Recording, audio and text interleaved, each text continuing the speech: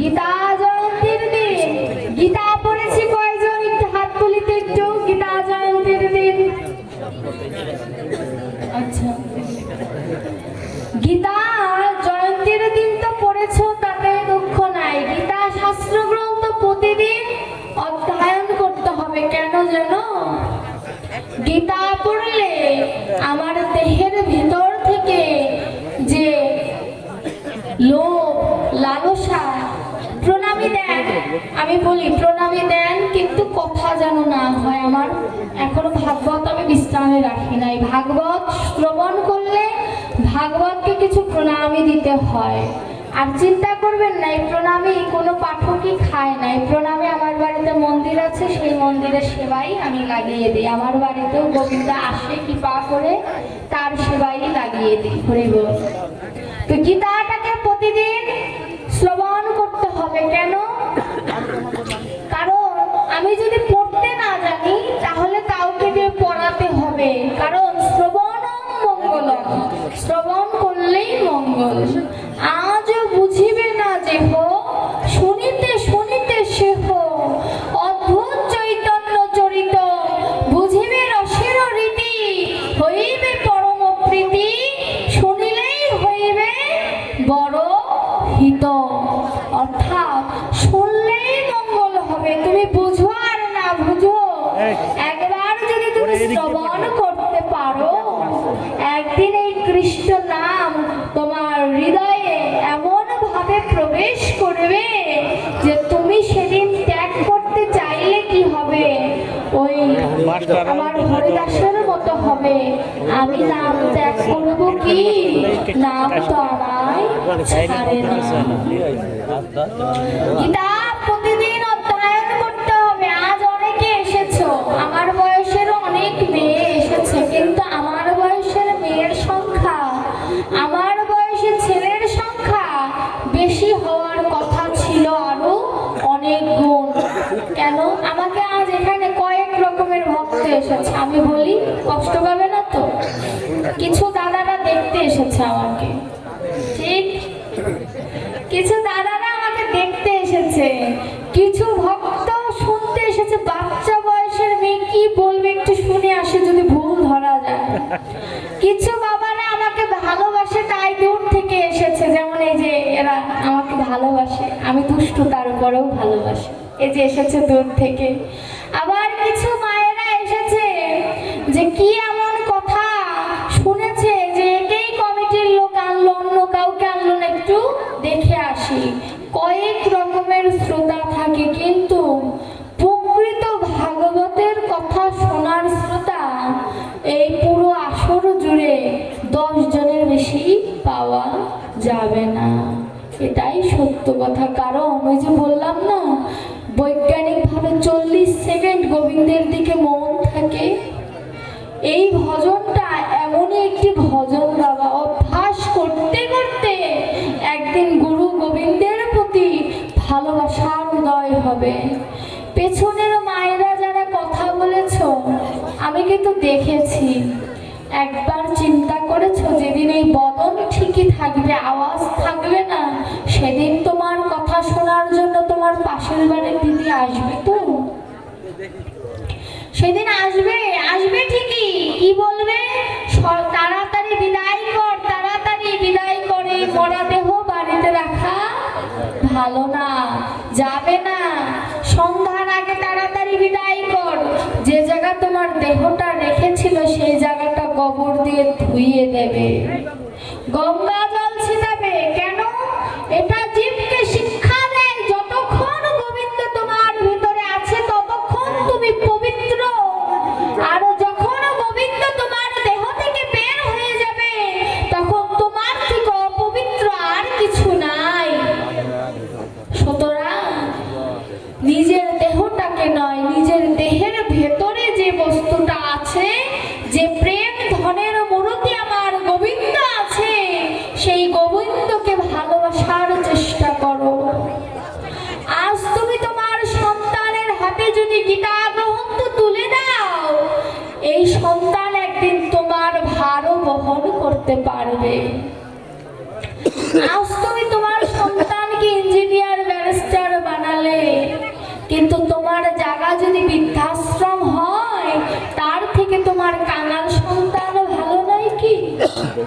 যত বৃদ্ধাশ্রমে ঠিক বৃদ্ধাশ্রমে যারা রয়েছে প্রত্যেকের ছেলে মেয়েরা ব্যারিস্টার, ইঞ্জিনিয়ার, ডাক্তার এমন, কারণ বৃদ্ধাশ্রমেও টাকা দিতে হয়। টাকা ছাড়া বাবা মাকে কেউ পালে না ওখানে বৃদ্ধাশ্রমে। কিন্তু যারা দরিদ্র, যারা দিন এনে দিন খায়, কোনোদিন শুনেছেন যে মাকে কারোর কাছে দিয়ে দিয়েছে বা বৃদ্ধাশ্রমে দিয়েছে? দুটো থাল এক জায়গা থাকলে একটু টুকাটুকি লাগবে, এটাই সংসারের নিয়ম। কিন্তু তাই বলে কিন্তু কোনো সন্তান মা বাবাকে ত্যাগ করে না। এর জন্য সন্তানকে শিক্ষিত বানানোর আগে সন্তানকে আগে মানুষ তৈরি করো, তারপরে শিক্ষিত বানানোর চিন্তা ভাবনা ভেতরে এনো। শিক্ষিত হয়ে লাভ কি? সনাতন গোস্বামী কত স্বর্ণ মুদ্রার অহংকার ত্যাগ করে, রাজ্য বৈভব ত্যাগ করে পথের কাঙাল হয়ে গিয়েছেন। কেন? কারণ ভক্তের চরণ ধুলির থেকে কোনো সম্পদের মূল্য বেশি হতে পারে না। আজ তুমি টাকা পয়সার মালিক, কিন্তু ভগবান যদি তোমার বিদ্বেষী হয়ে যায় তাহলে ওই সম্পদ শেষ হয়ে যেতে এক নিমেষ সময়ও লাগবে না। এর জন্য সন্তানকে গীতার আদর্শে বড় করো। গীতার ভারটা যদি কোনো সন্তান বহন করতে পারে, একদিন বাবা মায়ের ভারটাও সন্তান বহন করতে পারবে। গীতা জীবকে শিক্ষা দেয় যে ভগবানকে যদি পেতে চাও তাহলে আগে মা বাবাকে পূজা করো, মা বাবাকে ভালোবাসো, মা বাবাকে সম্মান করো। বাবা মা প্রথম গুরু, বাবা মা না ভজলে কোনোদিন ওই ভজনের বিষয়বস্তু পাবে না। আগে তাদেরকে ভালোবাসো, দেখবে সকল সুখ তোমার কাছে আপনা আপনি চলে এসেছে, তোমার আর ডেকে সুখ আনতে হবে না। ভগবান আমাদের কষ্ট দেয়।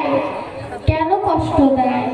কারণ তিনি পরীক্ষা করেন যে কতটা পাকা হয়েছি আমরা।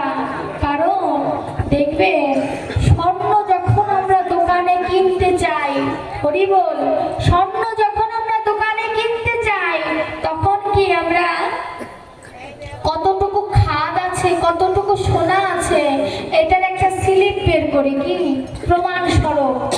প্রমাণ স্বরূপ কতটুকু খাদ আছে, কতটুকু সোনা আছে স্লিপ সহ বের করি। তদ্রূপ শাস্ত্র গ্রন্থ আমি যে অধ্যয়ন করেছি কতটুকু উপলব্ধি করতে পেরেছি এটা পরীক্ষা করে আমার গোবিন্দ। এই পরীক্ষা করার কারণে ভগবান তার ভক্তকে কষ্ট দেয়, কিন্তু ভক্তকে কষ্ট দিয়ে ভগবান সুখে থাকতে পারে না। আমরা ভাবি যখন ভগবান আমাকে কাঁদায় তখন হয়তো ভগবান সুখে থাকে, কিন্তু শাস্ত্র বলছে যে ভগবান যখন ভক্তকে কষ্ট দেয় ভগবান তখন ভক্তের জন্য দ্বিগুণ কাঁদে। কেন? কখনোই ভক্তের সাথে আমার মধুর মিলন হবে, সেই চিন্তায় ভগবান সর্বদা তার মনকে নিয়োজিত করে রাখে। হরি বল।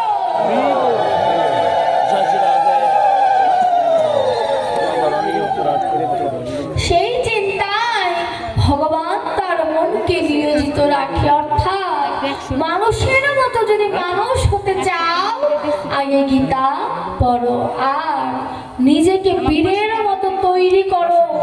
ওই রাস্তার কুকুরকে দেখবেন, যদি আপনি লাঠি দিয়ে তাড়া করেন কুকুর ভয় পেয়ে চলে যায়। সেই কুকুরের মতো দশা যেন আমাদের সনাতনীদের না হয়। আমরা ভাষা পানার মতো না, অন্য দেশ থেকে ভেসে আসি নাই, আমরা এই দেশের নাগরিক। সুতরাং আমরা ওই ভাষা পানার মতো ভেসে ভেসে আসি নাই, তাই আমাদের অধিকার আমাদের বুঝে নিতে হবে। আমরা সনাতনী, আমরা যেন যুদ্ধের যদি আহ্বান ডাকে গোপীনাথ বাবাজি আমরা যেতে পারবো না? জোরে পারবো না? হরি বলে। এই কথাটা যেন আমাদের ভিতরে থাকে যে মরলে বীরের মতো বাঁচবো, মরলে বীরের মতো মরবো এবং বাঁচলে বীরের মতো বাঁচবো। আমাদের মন প্রাণটা যেন সনাতনের প্রতি নিয়োজিত থাকে।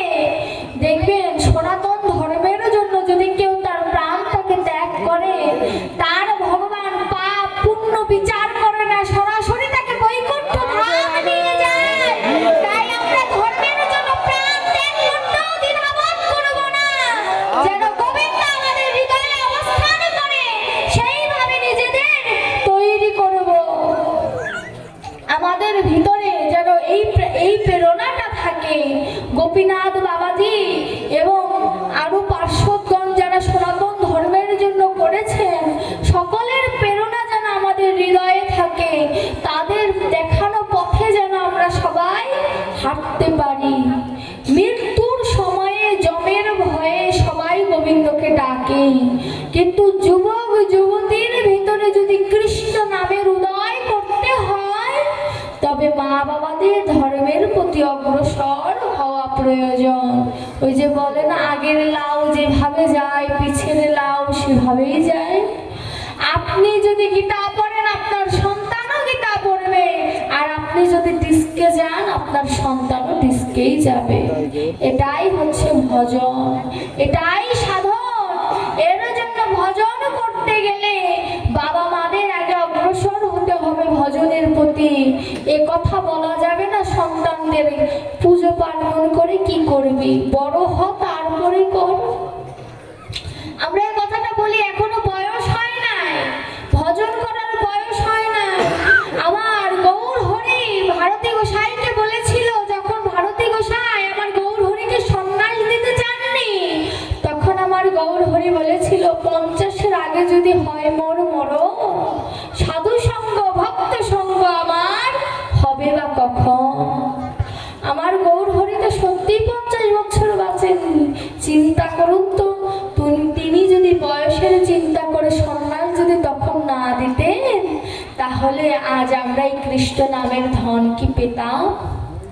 সুতরাং ভজন করার কোনো বয়স হয় না।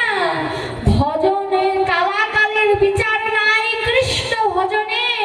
যে কৃষ্ণ ভজে সেই কৃষ্ণ নামে মজে।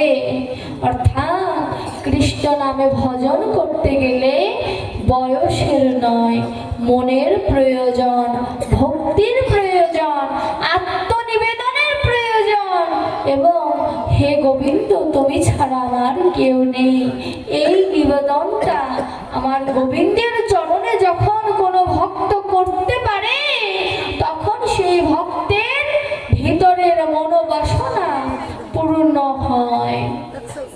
হরি বল। ভাগবত বিশ্রামে রাখার পূর্বে, আজকে কি ভাগবত শেষ? শেষ। আগামীকালকে থেকে নাম কীর্তন না, সকাল থেকে। তো ভাগবত বিশ্রাম, ভাগবত তো কোনোদিন শেষ হয় না, বিশ্রাম। আর হয় কি না হয় আপনাদের এই মধুর বদনগুলো দর্শন। আমরা গোবিন্দের কাছে একটু কমিটির বাবাদের পক্ষ থেকে একটু বাহু তুলে একটু গোবিন্দের চরণে নিবেদন করবো। একটু সবাই হাত তুলি। হে গোবিন্দ